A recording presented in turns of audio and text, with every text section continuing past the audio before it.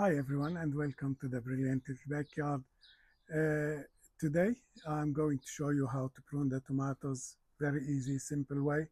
This is indeterminate tomatoes, and because of the small space I wanted to grow upwards as one stem. We look at the main stem. This is the main stem, and these the flower clusters. Between the two leaves, every two leaves there is a flower cluster. And if we go up here, we see these laterals, the small ones. We remove them. How to recognize the lateral that we need to remove? If you look at the main stem, that's the flower cluster, and that's the lateral that's growing above the main leaf. And this, if you leave it, it will become another main stem and it will make the plant bushy. So we need to remove this to keep one stem going up.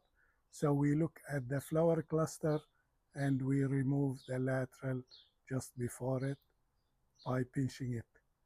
That's the way to do it, and it will grow one stem. Please share, like, and subscribe, and I will see you in the next video. Bye for now.